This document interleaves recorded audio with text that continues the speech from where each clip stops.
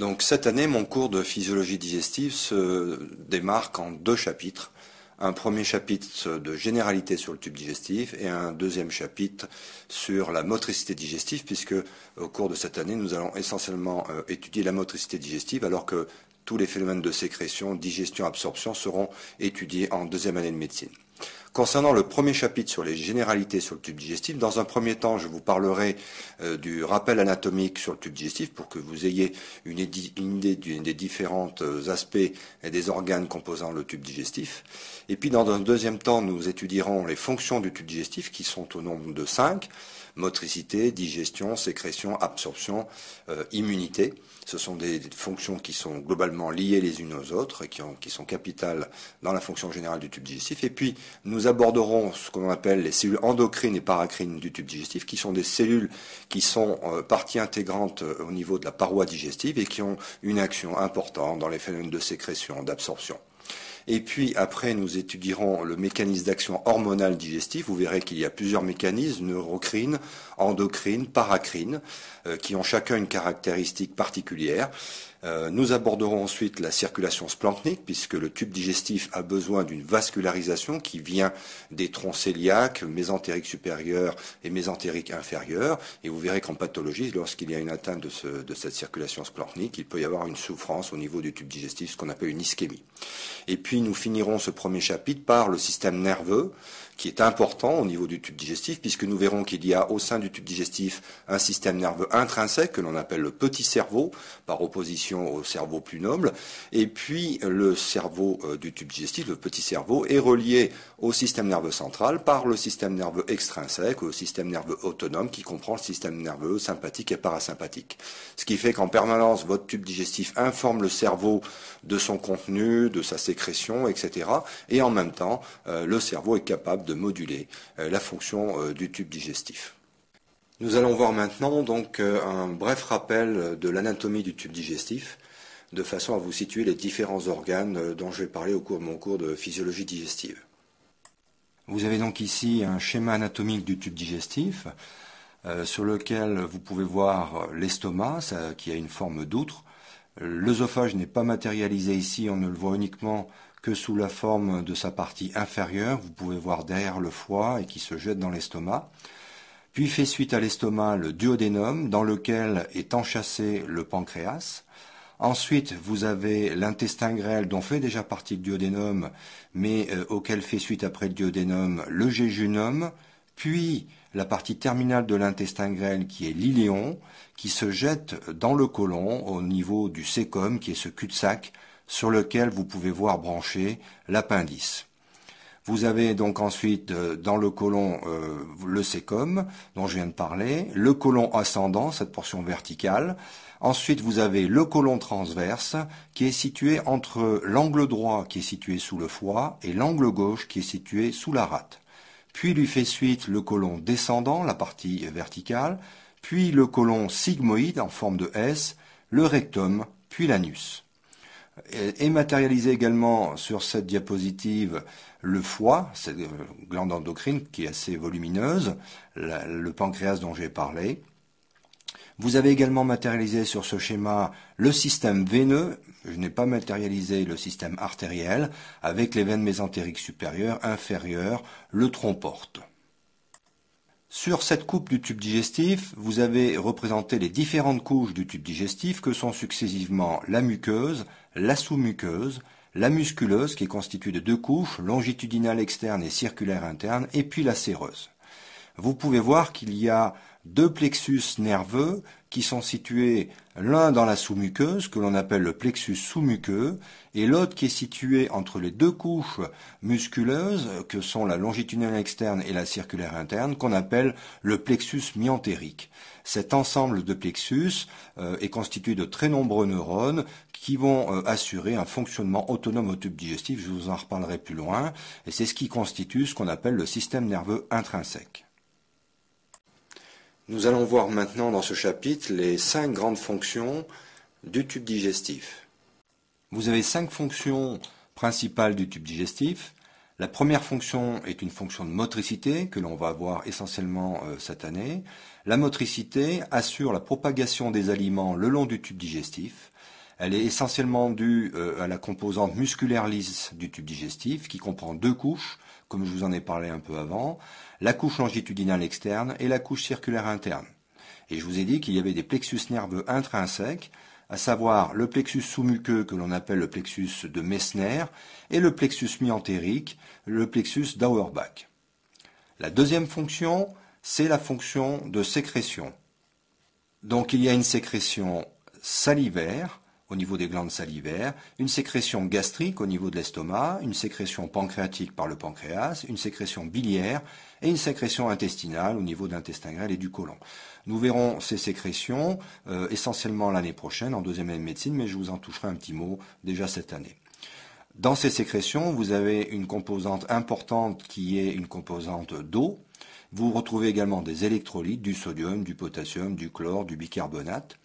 Et puis vous retrouvez des substances organiques, à savoir les enzymes qui sont indispensables à la digestion des aliments, le mucus qui protège la paroi intestinale et la paroi du tube digestif en général, des immunoglobulines et plus particulièrement les immunoglobulines A au niveau du tube digestif, des facteurs de croissance qui vont assurer le renouvellement cellulaire du tube digestif, des acides biliaires, de la bilirubine, du cholestérol et des phospholipides. La troisième fonction est une fonction de digestion dont le siège principal se situe au niveau de l'intestin grêle. Il faut savoir que la digestion débute dès la mastication et fait intervenir notamment la sécrétion salivaire, puisque la présence des aliments au niveau buccal stimule la sécrétion salivaire. Vous avez ensuite une digestion intraluminale que l'on appelle extracellulaire, où vont intervenir les enzymes salivaires, gastriques et pancréatiques. Ensuite, vous avez une digestion membranaire au niveau de la bordure ambrose des entérocytes, qui sont les cellules élémentaires de la digestion et de la réabsorption au niveau de l'intestin grêle, et où il y a également à ce niveau-là des enzymes qui vont poursuivre la digestion qui a été débutée dans la lumière du tube digestif. Et puis en dernier lieu, vous avez une troisième étape de digestion qui se situe dans l'entérocyte, à l'intérieur de cette cellule au niveau de l'intestin grêle. C'est une digestion donc intra-entérocytaire. La quatrième fonction est une fonction d'absorption. Elle se situe là aussi au niveau de l'intestin grêle et les fonctions de digestion et d'absorption sont très liées puisque une anomalie de l'une retentit également sur l'autre et inversement.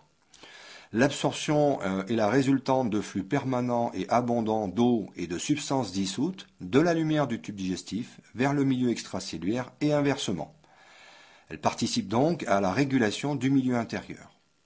Vous avez une absorption paracellulaire entre les cellules qui est faible, et puis vous avez surtout une absorption transcellulaire à travers les cellules, avec plusieurs modes d'absorption transcellulaire. Un mode que l'on appelle pinocytose, qui est un phénomène d'englobement d'une particule qui serait dans la lumière digestive par la membrane apicale d'une cellule.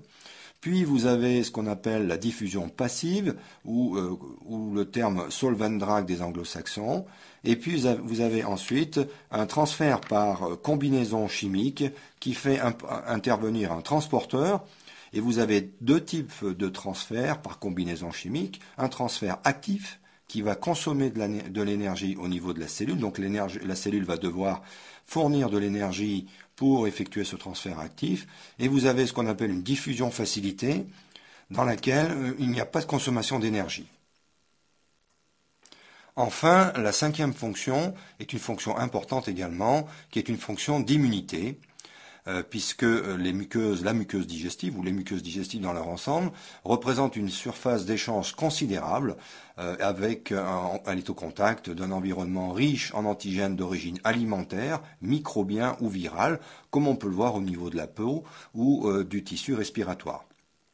Au niveau du tube digestif, vous avez ce qu'on appelle le tissu lymphoïde associé à la muqueuse, MALT des anglo-saxons, Mucosa Associated Lymphoid Tissue. Ce tissu comprend les plaques de Perrière, l'appendice, des nodules lymphoïdes isolés et surtout des cellules lymphoïdes isolées dans la muqueuse, à la partie basale de la muqueuse.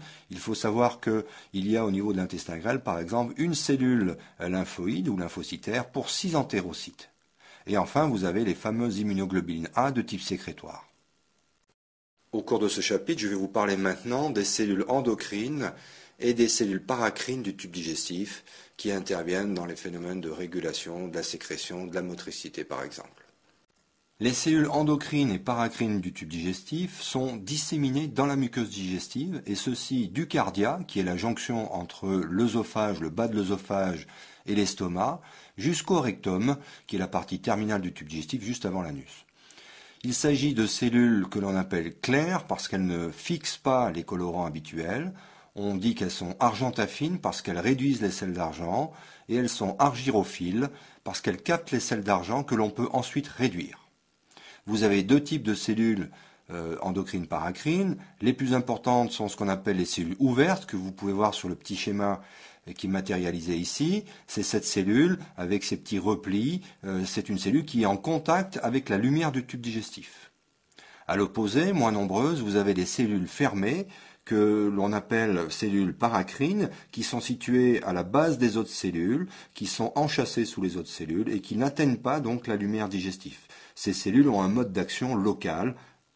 On retrouve parmi ces cellules endocrines paracrines des cellules entérochromaffines qui contiennent des monoamines comme la sérotonine et qui donnent une réaction positive argentaphine et chromaffine et une fluorescence jaune caractéristique. C'est comme ça que l'on a mis en évidence ces cellules.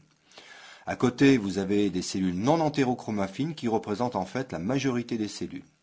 On dit que ces cellules font partie du système APUD pour amine, précurseur, uptake, décarboxylation. Et ce qu'il faut savoir, c'est qu'une cellule peut sécréter non pas une hormone, mais une famille hormonale comprenant des peptides biochimiquement proches. Vous avez ici représenté la classification de ces différentes cellules. Vous avez donc différents types de cellules, avec notamment la cellule G, G pour gastrine. Ces cellules sont situées au niveau de l'antre, qui est la partie basse de l'estomac, et au niveau du duodénum. Ce sont classiquement des cellules ouvertes endocrines. Nous allons revoir après ce que veut dire endocrine. Vous avez également les cellules I, qui contiennent de la cholécystokinine, ou CCK en abrégé, que l'on retrouve au niveau du duodénum, qui est situé après l'estomac, et du jéjunum. Ce sont des cellules ouvertes et également endocrines. Vous avez les cellules S qui contiennent de la sécrétine que l'on retrouve au niveau du duodénum et du jéjunum. Ce sont également des cellules ouvertes et endocrines. Ensuite, il y a également les cellules K qui contiennent du gastric inhibitory peptide en anglais ou GIP en abrégé. Elles sont situées au niveau du duodénum et du jéjunum. Les cellules L qui contiennent de l'entéroglucagon situées au niveau de l'iléon, qui est la partie terminale de l'intestin grêle, et également au niveau du côlon. Vous avez des cellules qui contiennent le vasoactive intestinal peptide, ou VIP en abrégé. Ce VIP est contenu au niveau de fibres nerveuses du système nerveux intrinsèque. Je vous rappelle que le système nerveux intrinsèque, c'est cet ensemble des plexus nerveux de la couche sous-muqueuse et de la couche musculaire. Et également, il est retrouvé, ce VIP, dans les cellules endocrines, tout le long du tractus gastro-intestinal et au niveau du pancréas. Vous avez ensuite le polypeptide pancréatique, ou PP en abrégé, que l'on retrouve dans le pancréas. Les cellules D qui contiennent de la somatostatine, qui sont situées dans le cardia, au niveau du rectum et du pancréas. Ce sont elles donc qui sont libérées essentiellement sur un mode paracrine, dont je vous ai parlé auparavant. Les cellules N qui contiennent de la neurotensine et que l'on retrouve au niveau de l'intestin grêle proximal. Quand on dit proximal, cela veut dire au début de l'intestin grêle.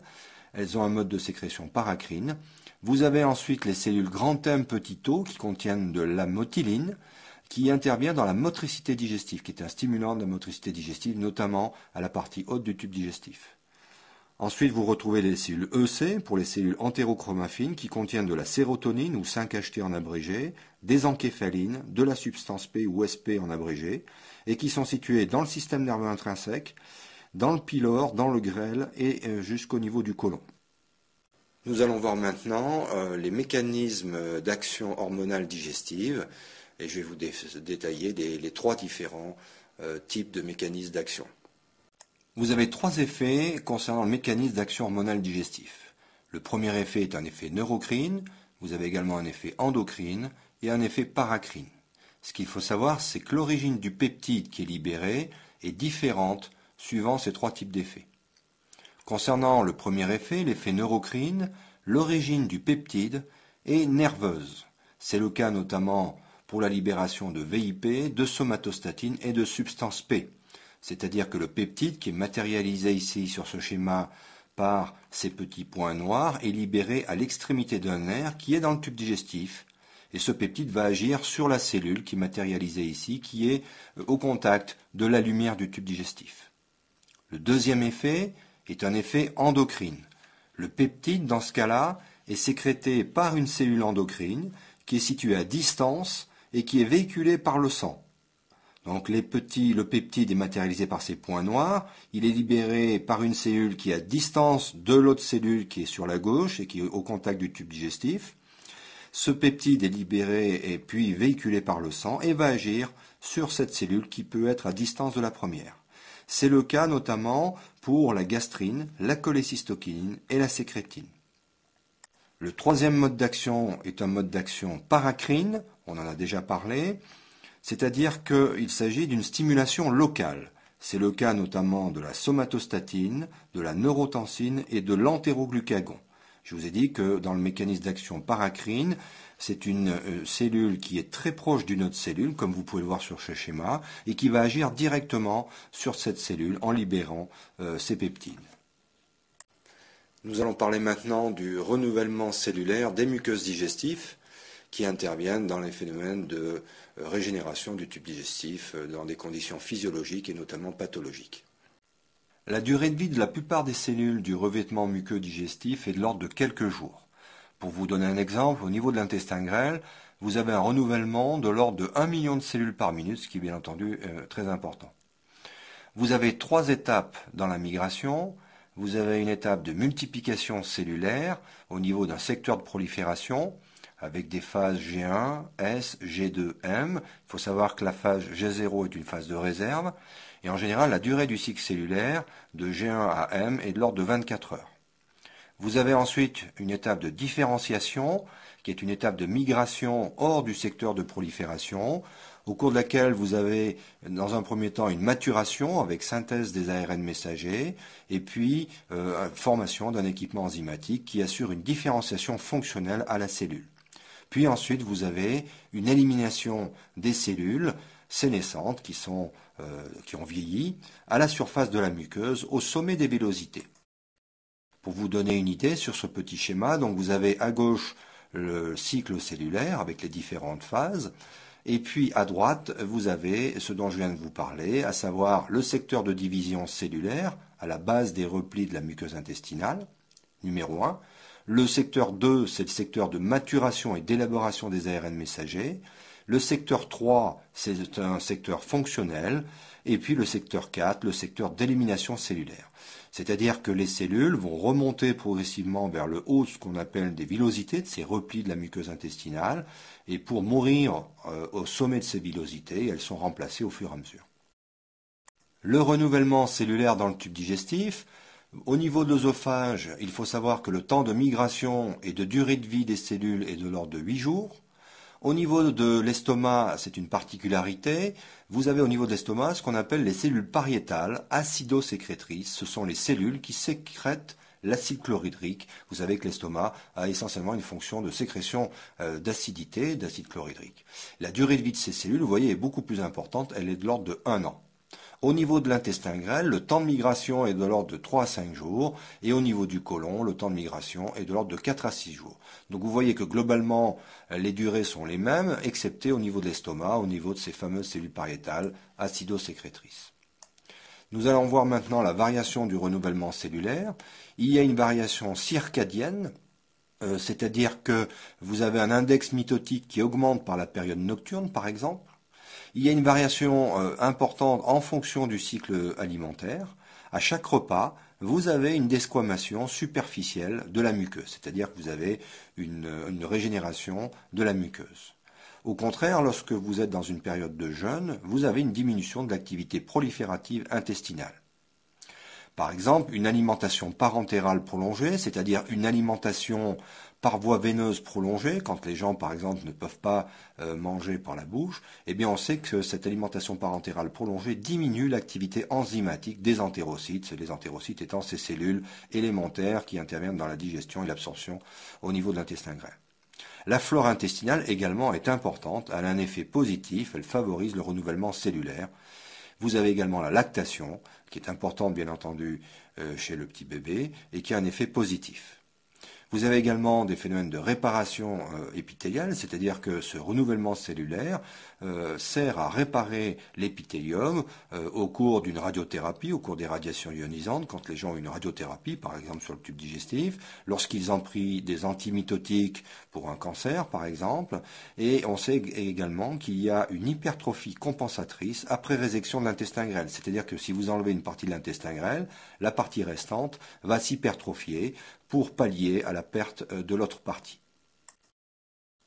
Vous avez également des facteurs régulateurs neurohormonaux. Vous avez des hormones stimulantes que sont la gastrine, cellule G dont on a parlé tout à l'heure, qui reproduit les effets du repas. La gastrine est située essentiellement au niveau de l'estomac et de la muqueuse intestinale. En pathologie, par exemple, il y a ce qu'on appelle le syndrome de Zollinger-Ellison, ZE en abrégé, qui est caractérisé par une hypersécrétion de gastrine à partir de cellules qui vont proliférer. Vous avez également l'hormone de croissance. On sait par exemple que lorsqu'on enlève l'hypophyse, c'est-à-dire qu'on fait une hypophysectomie, eh bien cette hypophysectomie entraîne une atrophie des muqueuses digestives. Vous avez des facteurs de croissance comme l'EGF, ou Epidermal Growth Factor en anglais, qui est situé au niveau du duodénum, du jéjunum, de l'iléon, du côlon, mais pas dans l'estomac, puisqu'au niveau de l'estomac, c'est la gastrine qui intervient comme hormone stimulante. L'entéroglucagon, qui est également situé au niveau du tube digestif, est également une hormone stimulante. À côté de cela, vous avez des hormones au contraire qui sont inhibitrices, comme la sécrétine, qui est une hormone qui est antagoniste de la gastrine. Dans la mesure où elle antagonise la gastrine, eh bien elle inhibe le renouvellement cellulaire. La somatostatine, qui est sécrétée selon un mode paracrine, est la grande inhibitrice du tube digestif et elle inhibe notamment le renouvellement cellulaire. Vous avez également des facteurs vitaminiques, comme la vitamine B12, la vitamine B9, que l'on appelle l'acide folique, la vitamine A et la vitamine D, qui ont un effet positif sur le renouvellement cellulaire. Le nerf pneumogastrique, ou nerf vague, ou encore dixième paire crânienne, a un effet positif de stimulation du renouvellement cellulaire. Et à une époque, quand on faisait des vagotomies pour traiter les ulcères de l'estomac et du duodénum, eh bien, on sait par exemple que la vagotomie a un effet inhibiteur sur le renouvellement cellulaire. Nous allons voir maintenant la circulation splanchnique, qui assure la vascularisation du tube digestif, du foie, de la rate et du pancréas.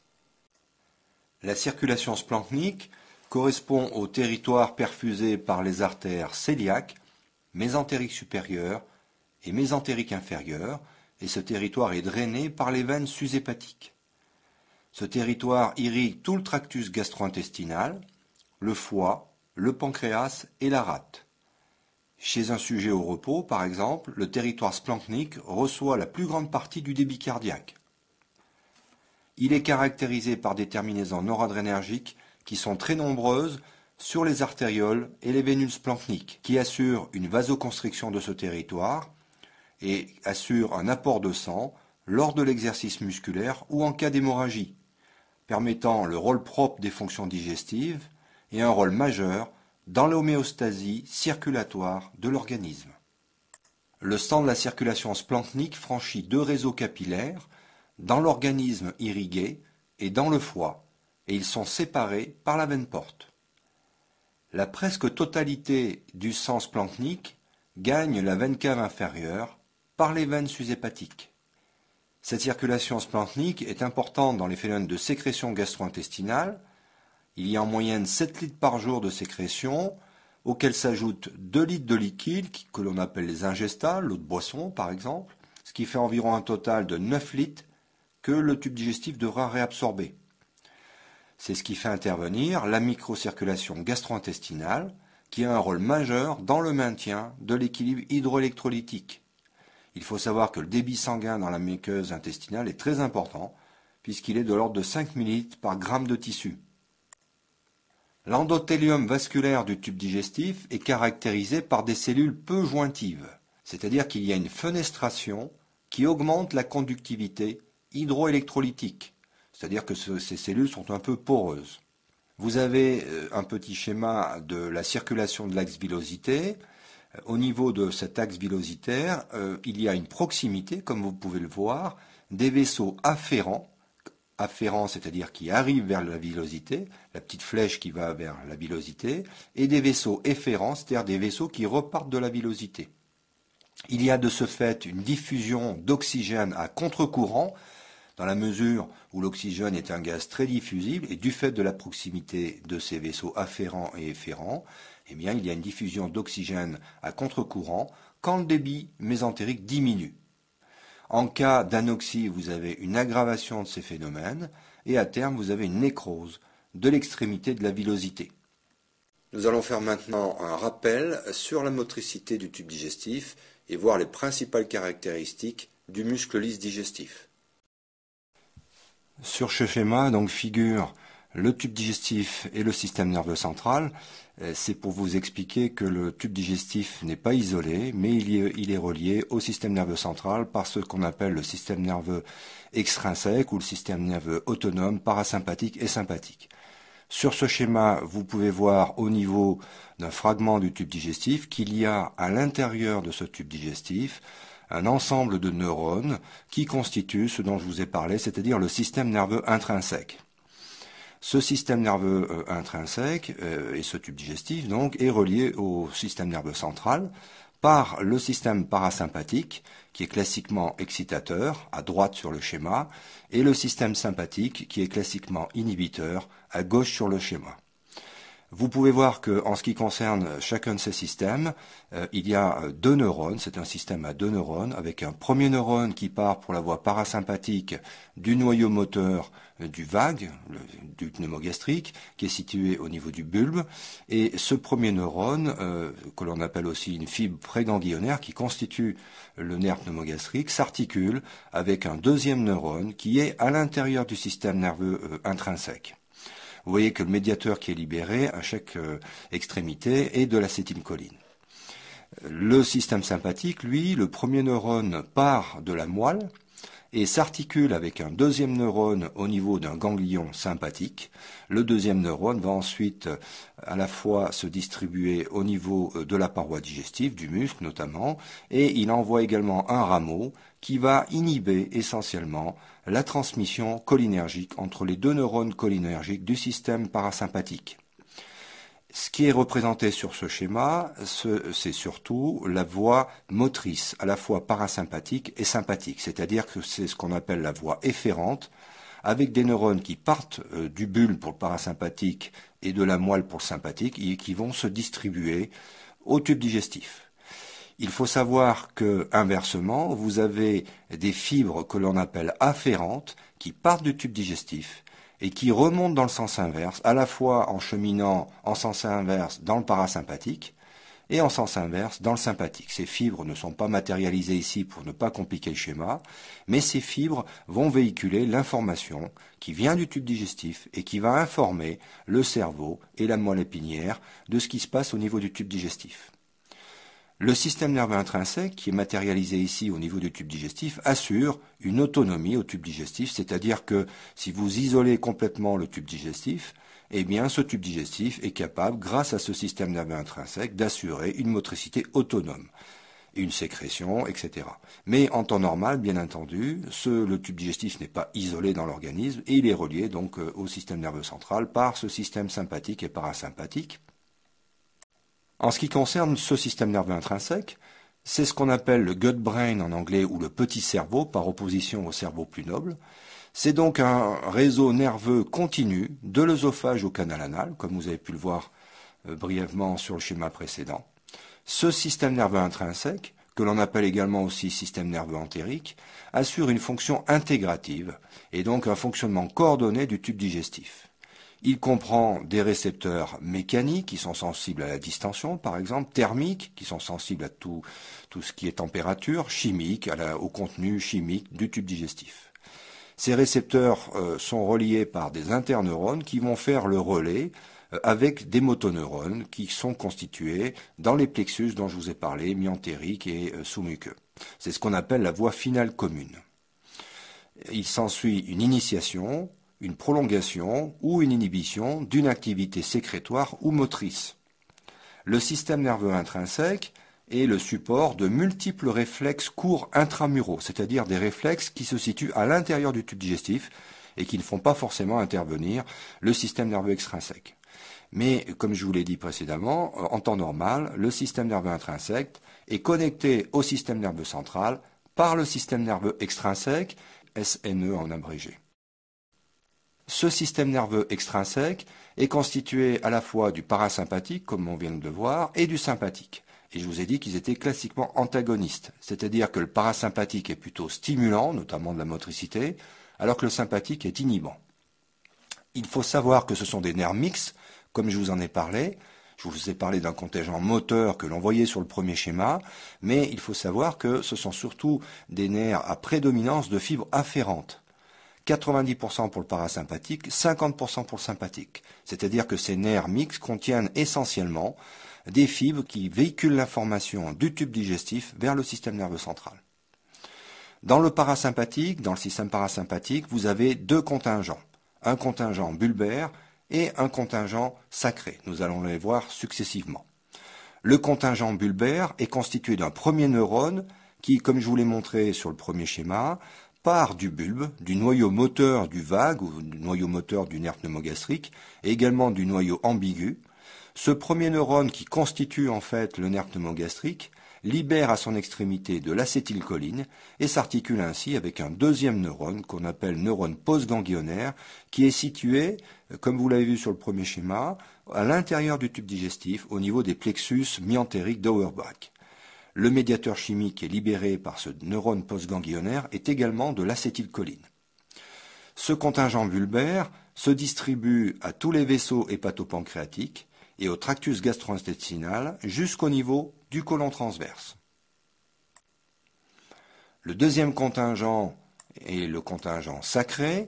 Il part des racines sacrées entre S2 et S4 pour constituer avec un premier neurone les nerfs qu'on appelle nerfs pelviens, avec là aussi à l'extrémité de ces nerfs pelviens la libération d'acétylcholine qui va s'articuler avec un neurone postganglionnaire comme précédemment, qui est contenu dans les plexus mi-entériques d'Auerbach et qui libère de l'acétylcholine comme médiateur chimique à son extrémité. La distribution est assurée au reste du côlon et au rectum. Il faut savoir que le contingent parasympathique vagal contient également une voie inhibitrice qui est non adrénergique, non cholinergique et dont le médiateur est le VIP, vasoactive intestinal peptide, et ou le NO, monoxyde d'azote. Cette voie est notamment fonctionnelle au niveau du sphincter inférieur de l'œsophage, SIO en abrégé, et au niveau de l'estomac proximal. Nous aurons l'occasion d'en reparler ultérieurement. Vous pouvez voir sur ce schéma une récapitulation du système nerveux parasympathique. Sur ce schéma sont matérialisées essentiellement les voies motrices parasympathiques, c'est-à-dire des neurones qui partent du système nerveux central, du bulbe et de la moelle sacrée, pour aller vers le tube digestif notamment. Mais imaginez bien qu'en sens inverse, il y a des informations afférentes qui véhiculent, qui remontent en sens inverse, et qui véhiculent l'information du tube digestif vers le système nerveux central. Nous avons donc vu le système parasympathique. En ce qui concerne le système sympathique, eh bien, ceci est un peu superposable au parasympathique. Vous avez donc des fibres préganglionnaires, comme pour le parasympathique, mais dans ce cas-là, les corps cellulaires sont situés au niveau de la moelle, essentiellement entre la 9e thoracique et la 2e lombaire, pour constituer, non pas le nerf pneumogastrique comme on l'a vu pour le parasympathique, mais les nerfs splanchniques ou les nerfs hypogastriques. Le relais ganglionnaire se fait au niveau des ganglions cœliaques, mésentériques supérieurs et inférieurs, et des ganglions hypogastriques. La distribution, elle est superposée à la distribution du système parasympathique, à savoir que la distribution postganglionnaire mésentérique et cœliaque se fait au niveau des vaisseaux hépatopancréatiques et du tube digestif jusqu'au côlon transverse, de la même façon que le parasympathique bulbaire, alors que la distribution postganglionnaire hypogastrique se fait sur le reste du côlon et le rectum, comme nous l'avons vu pour le parasympathique sacré. Voici pour illustration sur ce schéma, c'est un schéma qui ressemble un peu à ce que nous avons vu pour le parasympathique, et vous pouvez voir donc la distribution du sympathique, avec un premier neurone qui part de la moelle thoracique et lombaire, qui s'articule avec des neurones postganglionnaires, et qui se distribue ensuite au niveau du tube digestif. Par exemple, vous avez également représenté ici le système respiratoire, le système circulatoire, mais ce qui nous intéresse, pour ce qui me concerne, c'est le système digestif. Vous pouvez voir que le système sympathique, par opposition au système parasympathique, eh bien le deuxième neurone postganglionnaire est situé en dehors du tube digestif. Alors que dans le système parasympathique, le deuxième neurone est à l'intérieur du tube digestif, dans ces fameux plexus myentériques d'Auerbach. Nous allons voir maintenant ce que l'on appelle les afférences centrales. C'est-à-dire que la décharge des motoneurones préganglionnaires sympathiques et parasympathiques dont je viens de vous parler, qui sont situés dans le bulbe et la moelle épinière, eh bien ces motoneurones sont contrôlés par des afférences périphériques, donc qui viennent de la périphérie, ou des neurones encéphaliques, des neurones qui viennent d'autres centres nerveux du système nerveux central. En particulier, les afférences centrales interviennent dans la phase céphalique des sécrétions salivaires, gastriques et pancréatiques, dans les phénomènes moteurs gastro-intestinaux et dans la régulation de la circulation splanchnique. Tout à l'heure, je vous ai parlé des fibres afférentes. Eh bien, vous avez une innervation extrinsèque sensitive, c'est-à-dire que vous avez des récepteurs au niveau de la muqueuse, de la sous-muqueuse, de la musculeuse et de la séreuse du tube digestif, qui sont à l'origine de réflexes courts intramuraux, c'est-à-dire des réflexes qui font intervenir purement le système nerveux intrinsèque, qui se situe à l'intérieur du tube digestif. Ensuite, vous avez ce qu'on appelle des réflexes ganglionnaires, c'est-à-dire que l'information va remonter un peu plus haut, en dehors du tube digestif, dans les ganglions notamment sympathiques. Et puis, vous avez des réflexes plus longs qui vont remonter beaucoup plus haut, notamment au niveau du système nerveux central, par exemple, ce qu'on appelle les réflexes segmentaires ou encéphaliques. Vous avez une fonction de sensibilité chimique, mécanique et thermique qui est véhiculée par les afférences du système parasympathique, en l'occurrence du nerf pneumogastrique ou 10e paire crânienne ou encore nerf vague. La nociception, c'est-à-dire la douleur viscérale, quant à elle, est véhiculée par les afférences des nerfs splanchniques et hypogastriques. Voici matérialisé sur cette diapositive un schéma de l'organisation du contrôle nerveux digestif. Vous pouvez voir donc sur ce schéma les centres supérieurs, le bulbe rachidien ou son équivalent la moelle sacrée pour le parasympathique sacré, la moelle épinière thoracolombaire pour le système sympathique. Vous avez les relais ganglionnaires latérovertébraux ou prévertébraux et puis les plexus intramuraux, les plexus myentériques notamment. Vous pouvez voir donc qu'il y a plusieurs niveaux, un niveau central de régulation, un niveau extramural entre le système nerveux central et le tube digestif et un niveau intramural à l'intérieur du tube digestif. Et donc vous avez des afférences qui vont informer la moelle épinière par exemple et qui partent du tube digestif ou le bulbe rachidien et qui partent du tube digestif. Et en réponse, vous avez également une voie motrice que je vous ai détaillée précédemment qui part du bulbe rachidien pour aller vers les plexus intramuraux, en l'occurrence le nerf pneumogastrique, ou bien qui part de la moelle épinière thoracolombaire pour aller ensuite faire un relais dans les ganglions latérovertébraux ou prévertébraux, puis ensuite se diriger vers le tube digestif, c'est la voie sympathique.